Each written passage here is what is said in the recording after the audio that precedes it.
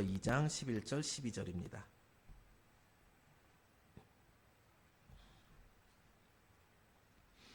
읽겠습니다. 사랑하는 자들아, 거류민과 나그네 같은 너희를 권하노니 영혼을 거슬러 싸우는 육체의 정욕을 제어하라.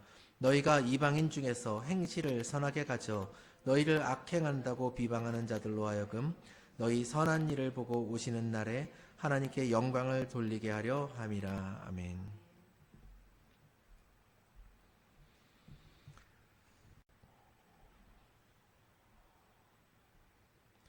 여러분, 지난주에 우리가 수련회를 마쳤죠. 이 자리로 돌아온 게 2주 만이라서 굉장히 오랜만인 것 같습니다. 여름 수련회의 은혜가 우리 일상으로 그대로 돌아와야 되는데, 제가 지금까지 몇십 년 사역을 하다 보니까 항상 행사 뒤가 더 우리 마음이 어지럽고 시끄러울 때가 많습니다. 여러분, 교회가 제일 많이 다툼이 있거나 혹은 분열이 되는 때가 언제인지 아세요? 많은 교회들이 교회 건축 마치고예요. 건축만 마치면 그 스트레스로부터 해방이 돼서 그런지는 모르겠지만 꼭 뭔가 다툼이 있고 건축 마치고 갈라진 그런 교회들이 있습니다. 제가 아는 한 교회가 아니라 이제 두 교회죠. 두 교회가 힘을 합쳐서 한대 교회를 이제 하나로 만들었습니다. 그렇게 오래되지 않은 시간입니다. 작년에 교회를 하나로 만들고 같이 건축을 해서 그곳에서 이제 아름답게 목회하기로 다 결심을 했는데, 이미 하나로 예배를 드리고 있었는데, 그 과정 가운데 서로 간에 어지러움이 생겨서 결국에는 함께하면 안 되겠다 그러고 갈라졌어요. 여러분, 같은 크리스찬끼리, 같은 교단에서 있는 사람들끼리, 그렇다고 해서 그들이 다 뭐 한 가족들끼리 모인 한 핏줄이 아닌데 무엇 때문에 갈라졌을까요? 무엇 때문에 다퉜을까요? 우리가 수련에서 은혜를 받았으면은 그 은혜가 그대로 이어지고 사랑할 수 있는 사람들이 되어야 될 것입니다. 우리는 이 땅 가운데에서 거주하는 자가 아니라 나그네입니다. 그것이 우리의 본질이고 그것이 우리의 정체성입니다. 그 삶의 방식 속에서 우리가 하나님께 이 땅을 살아가면서 하나님께 영광을 돌리는 삶을 사는 것은 어떻게 사는 것이냐? 내 본질을 이해하는 데서부터 그게 시작이 되는 거예요. 내가 이 땅에서 거주하는 자가 아니라 나그네라는 것을 온전히 깨닫고 그 삶의 방식대로 살아갈 때에 하나님께 비로소 영광을 돌리는 삶이 되는 것입니다. 그래서 오늘 말씀에 사랑하는 자들아, 거류민과 나그네 같은 너희를 권하노니, 이렇게 말씀을 하고 있는 것입니다. 우리가 수련회 때 하나님을 경험을 하는 일들이 있습니다. 물론 어떤 곳에서는 막 몇 시간씩 기도를 하고 그런 가운데에서 우리 막 감정이 끌어올라서 경험하는 사람들도 있겠지만요. 우리가 그곳에서 함께 예배를 드리고 말씀을 나누고 서로 교제하는 가운데 하나님께서 우리 교회에 원하시는 모습은 어떤 것인가를 깨닫게 되는 것입니다. 그런데 문제는 우리가 그곳에서 돌아왔을 때의 문제입니다. 우리가 외국에 갔다가 미국 정도 갔다가 한국으로 돌아오면은 겪게 되는 것이 있습니다. 뭘 겪죠? 시차를 겪죠. 여기 문제가 영적인 시차가 있어요. 시차는 왜 겪어요? 그곳에서 생활하는 시간과 여러 가지 환경과 한국으로 돌아왔을 때의 환경이 다르기 때문이에요. 시간적인 환경이 달랐을 때도 있고, 어떤 때는 굉장히 더운 나라에서 추운 곳으로 오거나 추운 데서 더운 곳으로 가서 겪게 되는 어려움도 있습니다. 그런데 수련회를 갔다 오면은 그렇게 먼 곳을 갔다 오지 않았음에도 영적인 시차를 경험을 하게 됩니다. 나는 천국을 맛본 것 같은데 월요일의 세상이 낯설고 버겁게 느껴질 때가 있다는 것입니다.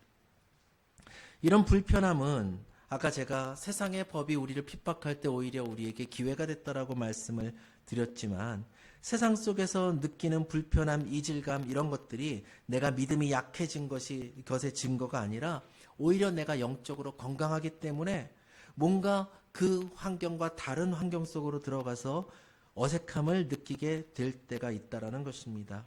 그러므로 여러분, 이제 여러분이 영적인 성장의 기회 앞에 섰음을 그 혼란 속에서 오히려 느끼실 수 있기를 바랍니다.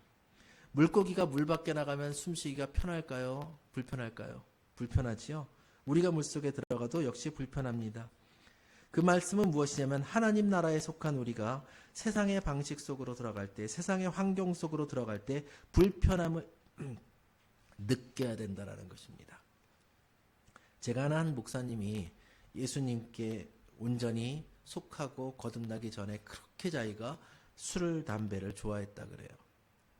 그러다 어느 날 자기가 이런 기적적인 일이 모두에게 다 일어나면 참 좋겠지만 예수님을 진짜로 만났는데요. 만나고 나서 바로 뭘 했겠습니까? 술 마시러 간 거예요. 술 마시러 가서 술을 한 모금 딱 먹었는데 세상에 이렇게 맛없는 음료를 자기가 처음 먹어봤다는 거예요. 내가 도대체 그동안 왜 이걸 그렇게 맛있다고 하루도 안 빼고 먹었을까? 그런 놀라운 일이 있었다고 합니다. 여러분, 영적인 기회라는 건 무엇이냐면 내가 지금까지 살아왔던 너무 당연하게 여겼던 그 환경 속에서 이것이 나에게 너무나도 어색한 환경이 되어야만 돼요. 남들은 그것이 편하고 남들은 그것이 즐겁고 그 속에서 남들은 깔깔대는 환경인데 나는 그 환경을 접하는 것이 이상하게 불편해요. 이상하게 어색해요. 이걸 하면 안 될 것 같아요. 그것을 깨닫는 순간이 온다라는 것입니다. 때로는 이 나그네의 여정이 굉장히 고달파요. 힘들겠죠, 여러분. 스트레스가 받을 때 남들은 가갖고 막 이러면서 뭔가 막 이렇게 즐거움을 느끼는 사람들인데, 야, 저 사람들 저걸로 스트레스를 다 푸는구나. 사실 안 풀려요, 여러분. 안 풀린다고 의학적으로 그렇다고 합니다. 전 잘 모르겠어요. 그러나 그걸 보고 야, 나도 저렇게 한번 마시고 스트레스를 날려버렸으면, 그게 아니라 그 속에서 저런 걸 한다고 뭐가 그렇게 풀린다고 저걸 마시고 있을까? 어색할 수 있어야 된다는 것입니다. 여러분, 내가 느끼고 있는 이 어색함, 이 이질감의 정체가 무엇인지를 깨닫는 여러분 되시기를 바랍니다. 오늘 이 나그네가 된 우리라는, 우리를 나그네로 표현하는 바로 이 표현이 우리를 무엇이라고 정의하고 있는가, 그 속에는 어떤 지혜가 있는가, 여러분들이 이 시간 알고 깨닫기를 원합니다. 그럼 우리는 누구인가? 그냥 나그네냐? 그것이 아니라 우리는 하늘, 천국의 시민권을 가진 나그네입니다. 자, 거류민이라는 말은 파로이코스라는 단어고요. 이것은 잠시 머무는 이방인, 법적 권리가 온전히 보장되지 않는 소수의 사람들을 이야기합니다. 우리가 외국에 가면은 그런 사람들이지요. 여행객일 수도 있고 불법 체류자가 될 수도 있지만 일단 우리에게는 그 나라 국민의 법적인 권리가 온전히 보장되지 않고 세상의 법은 자꾸 우리를 핍박하려고 합니다. 나그네라는 것은 파레피데모스라는 단어인데요. 본향을 향해 가는 순례자를 의미합니다. 즉 내가 있는 곳이 목적지가 아니라 나는 반드시 떠날 것이 분명한 사람을 이야기하는 거예요. 그러면 무엇이냐? 우리의 정체성이라는 것이 이 땅에 비록 나는 대한민국의 국적을 가지고 있고 어떤 직업을 가지고 있고 나의 가족이 이곳이 있지만 핵심은 나의 본질이 하나님 나라에 있다는 것을 깨달은 자입니다. 그래서 우리가 이 땅에서 하루하루 살아가고 매일같이 집으로 돌아가서 그곳에서 자고 있지만 그 모든 순간이 나는 천국으로 가는 여행자의 삶을 사는 순간이라는 거예요. 여러분이 유럽에 여행을 갔어요. 한 2주 머물렀습니다. 그곳에서 어떤 호텔에 매일같이 들어가서 잔다고 여러분의 집이 아닌 것처럼, 여러분의 집이 대한민국에 있는 것처럼 지금 이곳에서 우리가 수십 년 살고 있는 이 환경도 역시 우리가 나의 진정한 집으로 가는 여정 가운데 있는 순간이라는 거예요. 그러면 나그네는 어떤 삶을 살아야 됩니까? 세상에 대해서 자유할 수가 있어야 됩니다. 자유할 수가 있어야 돼요. 이 땅의 환경의 변함이 나에게 진짜로 영향을 미치는 환경이 아니라는 것이지요. 여러분이 머문 어떤 나라에 홍수가 났습니다. 안타까울 수 있지요. 마음이 아플 수가 있지요. 그렇지만 그것이 여러분의 삶의 터전을 쓸어버린 홍수가 아니지요. 그 나라가 더워도 여러분이 며칠 있다 집으로 돌아가면 그곳의 날씨가 다른 것과 마찬가지로 우리는 세상에 대해서 자유할 수 있어야 됩니다. 동시에 우리는 세상에 대해서 책임감을 가져야 됩니다. 우리는 무책임한 방관자가 아닙니다. 여러분은요, 그냥 그곳과 아무 상관없이 여행을 간 여행자가 아니라 이 땅을 바꾸기 위해서 파견된 사람들입니다. 파견된 사람.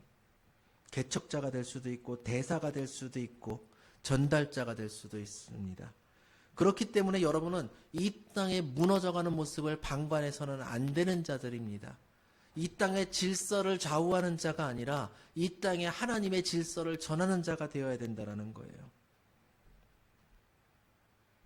아마도 아까 광고 시간에 한 이야기지만 우리나라의 호주와 같은 그런 정말 있어서는 안 되는 일이 벌어졌을 때 제가 가장 먼저 그런 설교를 한다고 했을 때요. 그들은 지금까지 우리를 그렇게 핍박하기 위해서 메시지를 전하다가 이제 와서 그런 말을 하느냐라고 손가락질할 것입니다. 물론 저는 그런 메시지를 전한 적이 없습니다. 하지만 그들은 우리를 하나의 집단으로 보겠지요. 그럼 거기서 변명해야 될까요? 그것이 아니라 목소리를 내는 거예요.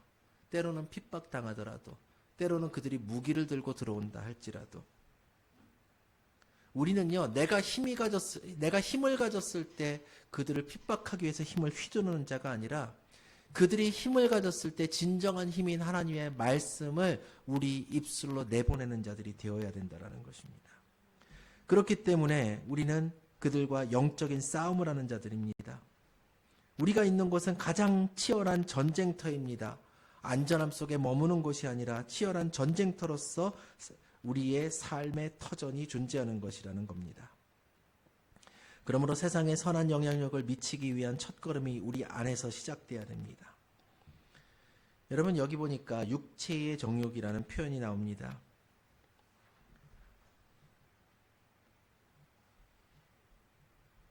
육체의 정욕을 제어하라 그랬는데요. 이거 육체의 정욕이라는 건 뭘까요? 뭐 쾌락을 위해서 하는 우리의 정욕, 그런 죄에만 국한되는 것이 아닙니다. 하나님보다 나를 앞세우는 모든 이기적인 욕망을 이야기하고 교만을 말하며 시기, 분노, 탐심 등이 다 우리의 육체의 정욕인 것입니다. 그 모든 것들은 무엇을 하는 거냐면 우리를 하나님으로부터 멀어지게 만드는 것들이에요. 팀켈러 목사님은 이런 말합니다. 우리가 나그네로서의 정체성을 잃고 세상에 뿌리 내릴 때 육체의 정욕이 우리를 더욱 강력하게 지배한다라고 이야기합니다. 육체의 정욕은 사탄의 그 책략은 우리를 끊임없이 유혹하는데 이것이 언제 가장 강력해지냐? 우리가 세상에서 천국을 향해 가는 여행자로서 살며 나그네로서 살지 않고 세상에 내가 뿌리를 내린 바로 그때에 그것이 강력하게 우리를 지배한다라는 거예요. 예전에 교회에서 복음에 대해서 그리고 전도에 대해서 강의하는 시간을 가진 적이 있습니다. 그때 한 분이 그 내용 중에 하나는 천국에 대한 소망이 있어야 우리가 천국에 가는 복음을 받아들이게 되거든요. 사역리가 됐던 전도 폭발이 됐던 무엇이 됐던 우리에게 천국의 소망, 하나님 나라, 하나님의 그 존재에 대한 그 메시지부터 시작을 합니다. 그 천국이 얼마나 좋은 곳인가 그곳으로 가고자 하는 그 소망 속에서 우리가 이 땅이 아닌 천국의 소망을 품게 되고 어떻게 갈 것인가에 대해서 궁금해하게 되거든요. 그러면서 예수를 믿게 되거든요. 근데 다 끝나고 한 권사님이 그러시는 거예요. 목사님, 그런데 저는요 아직까지 천국에 가고 싶은 마음이 없어요. 이 땅에 더 머물고 싶어요. 아직은 이 땅에 사는 것이 너무 좋아요. 나중에 가고 싶어요. 아무리 천국이 좋은 곳이라고 이야기를 해도요, 이 땅에서 자기는 부족함이 없고 너무 좋기 때문에 지금 가고 싶은 소망이 없다라고 이야기를 합니다. 이 땅이 너무 좋아서 이 땅이 우리를 자꾸만 사로잡을 때 우리는 천국에 대한 소망부터 흔들리게 되는 것입니다. 그러면 어떻게 그것을 이겨나가야 됩니까? 그것을 제어하라는 거예요. 로마서 12장에 보면 이런 말씀이 있죠. 너희 몸을 하나님이 기뻐하시는 거룩한 산제물로 드리라. 우리가 하나님 앞에서 마음을 새롭게 함으로 변화를 받고 우리 몸을 하나님 기뻐하시는 거룩한 산제물로 드리라는 것입니다. 내 욕망에 따라서 내 욕망이 나를 이끌어서 세상을 살아가게 만드는 것이 아니라 나의 뜻을 하나님의 거룩한 뜻에 고정하고 세상의 사람들이 말하는 가치관이 아니라 하나님의 뜻, 하나님의 가치관, 그 말씀으로 나의 삶을 살아가라는 것입니다. 그러므로 여러분, 우리의 살아가는 삶의 가치를, 모양을 바꾸시기를 바랍니다. 성경에서 아름다운 발걸음에 대해서 이야기한 것이 있는데 어떤 발걸음이죠? 네, 복음을 들고 산을 넘어가는 자의 발걸음을 이야기합니다. 여러분의 삶이요, 복음의 아름다움을, 예수 그리스도의 그 놀라운 사랑을 드러내는 삶을 살아야 된다라고 이야기한다는 것이지요. 선하게 산다라는 것은요, 헬라어로 말할 때 도덕적으로 옳다라는 의미를 넘어서는 것을 의미합니다. 여기에서 말하는 선하다라는 것이 아름답다, 매력적이다, 훌륭하다 이런 의미까지도 동일하게 가집니다. 즉 여러분이요, 율법적인 의무를 다 행하는, 세상의 법이 말하는 나쁜 짓을 하지 않고 세상이 말하는 흔히 선하다라고 말하는 행위를 하는 것으로 아름다워지는 것이 아니라, 선해지는 것이 아니라 여러분에게 그냥 영적인 아름다움이 풍겨져 나가야 돼요.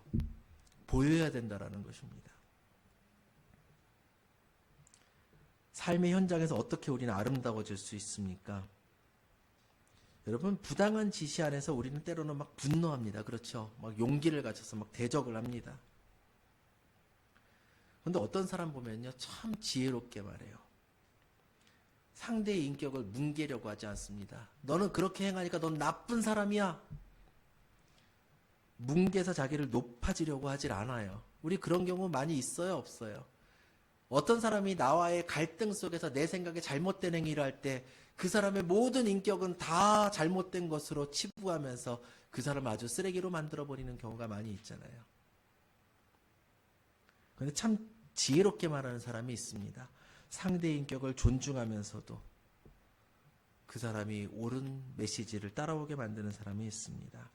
하나님 나라의 아름다움을 드러내는 사람이 있습니다. 자녀를 채찍질하는 것이 아니라 인격체로 존중해주는 부모의 모습이 또한 그럴 것입니다. 얼마 전에 어떤 분이 저와 잠시 둘만 있을 때 상담을 하는데요. 집에 누군가가 자기의 아이를 데리고, 물론 친척이에요, 서로 놀러 왔습니다. 그 아이가 굉장히 어린 아이였었는데 좀 더 큰 친척들하고, 친척 이렇게 사촌들하고 놀다 보니까 아이들이 그러면은 흥분해서 잠이 와요, 안 와요? 안 와요. 저녁 시간에 평소 같으면 잘 시간이 되었는데 아이가 잠을 안 잡니다.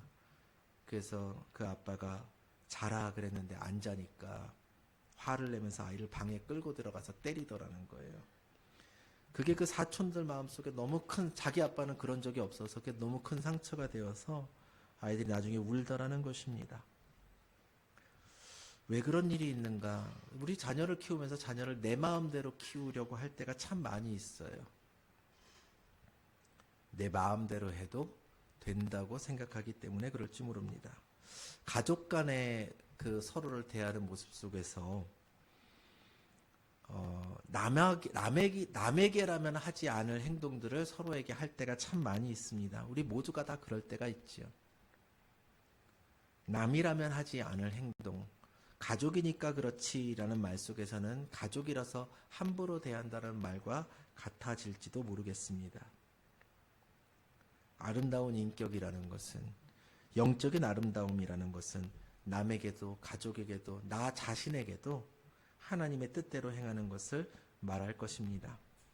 그러면 이러한 모든 행동의 궁극적인 목표는 무엇입니까? 하나님께 영광을 돌리기 위해서입니다. 내가 하나님의 사람이 되어서 천국으로 가는 사람인데 그곳으로 가는 나의 영혼, 나의 인격, 나의 삶은 이런 모습이고, 천국은 지금의 나의 모습, 그리고 내가 이제 더 변화되어서 영원한 삶을 살 그 변화된 모습으로 사는 사람들의 공동체라는 것을요, 믿지 않는 자들에게 우리가 보여야 된다는 것입니다. 결론입니다. 우리가 이 땅에 잠시 머무는 나그네라고 말씀드렸습니다. 이 정체성이 우리를 세상의 유혹에서 자유하게 하고 내가 내면의 죄와 싸워서 이기게 만듭니다. 그것이 아름다운 삶으로 나타나게 될 것이고 이것이 가장 강력한 복음의 통로가 됩니다. 여러분, 어떤 크리스천들은 잘못된 삶을 살아감을 우리들이 이미 알고 있습니다. 그래서 믿지 않는 자들에게 복음을 전하고 교회로 인도하는 것이 불가능해질 때가 있죠. 교회 다니는 사람들에게 상처받았던 그 이유 때문에. 우리의 삶이 복음 전파의 걸림돌이 아니라 디딤돌이 되게끔 만들어야 돼요. 우리 아름다운 삶이 세상 사람들에게 하나님의 말씀을 읽게 만드는 추천서가 돼야 돼요. 여러분, 우리가 책을 사면 맨 앞에 뭐가 있어요? 추천의 말이 있잖아요. 그분들이 다 읽었는지 안 읽었는지는 모르겠지만 어떤 책이 새로 나오면은 그 책을 어떤 이유로 추천하고 이 사람은 어떤 것이다라고 적어주는 글이 있습니다. 여러분의 삶이 뭐냐면 사람들이 하나님의 말씀을 읽고 복음을 접하고 하나님께로 나오게 만드는 추천서라는 거예요. 그런데 그 추천서에 이것을 꼭 읽어야 됩니다. 이것을 꼭 받아들여야 됩니다라는 추천서가 돼야 되는데 여러분, 내 삶을 보세요. 끔찍하지요? 성경을 읽으면 이럴지도 모르니까 절대 교회 나가지 마세요. 이런 삶을 사는 사람들이 있다는 거예요. 여러분의 삶은 하나님의 추천서가 될 뿐만 아니라 그리스도의 향기가 됩니다. 고린도후서 2장 15절 말씀에 우리는 구원 받는 자들에게나 망하는 자들에게나 하나님 앞에서 그리스도의 향기니, 예수를 믿건 믿지 않건 모든 자에게 우리의 삶은 그리스도의 향기라는 것입니다. 내가 버스를 타려고 기다리고 있는데 정류장 앞에 꼭 있는 빵집이 있어요. 그 빵집에 문이 살짝 열려 있는데 빵 굽는 냄새가 솔솔 풍깁니다. 시간이 나오면 거기 들어가서 빵을 사요, 안 사요? 사요. 그리스도의 향기는 그런 거예요. 전혀 복음에 대해서 관심도 없고 교회 다니는 것에 대해서 생각이 없었던 사람이 내 삶에서 풍기는 향기를 맡고 나도 교회 한번 가볼까? 그래도 평소에 내가 너무 즐거워서 차라리 클럽을 가고 술집을 가지 교회는 안 가던 사람이 어느 날 너무너무 힘든데 아무도 나를 위로해 주지 않고 나의 실패가 나의 삶을 절망으로 이끌고 있는데 어디선가 향기가 풍겨와요. 사랑의 향기가, 위로의 향기가. 나도 저 사람 가는 곳으로 한번 가볼까? 혹시 평안할까? 여러분, 저는 항상 순서를 중요시 여깁니다. 아까 제가 호주의 뉴스에서도 말씀을 드렸던 것처럼 법이 먼저가 아니라 하나님의 복음이 먼저가 되어야 됩니다. 증오가 먼저가 아니라 사랑이 먼저가 되어야 됩니다. 교회에 나오는 것이 먼저가 아니라 여러분의 삶이 이 땅이 아닌 천국에 정착한 천국 시민권을 가진 나그네의 신분이 되어서 하나님의 추천서를 들고 그리스도의 향기를 풍겨낼 때 여러분이 비로소 복음 전파자가 될 것이며 하나님이 쓰시는 자가 될 것이며 이 땅에서 하나님의 영광을 드러내는 자가 될 것입니다. 기도하겠습니다. 하나님, 우리가 이 시간 이 땅에 살아가는 모습에 대해 여행자로서의 삶에 대해 나누었지만 이것이 또한 우리 뇌리의 한켠에 머물며 우리의 삶은 그대로의 삶이 되기 쉬움을 고백합니다. 그만큼 우리는 또한 연약합니다. 주님, 우리가 변화되게 하여 주시옵소서. 강건하여지게 하여 주시옵소서. 하나님의 뜻대로 세상을 살아갈 수 있는 힘과 지혜를 갖게 하여 주시옵소서. 하나님 앞에 거룩한 자가 되게 하여 주시옵소서. 예수님의 이름으로 기도합나이다. 아멘. 우리 함께 찬양하겠습니다.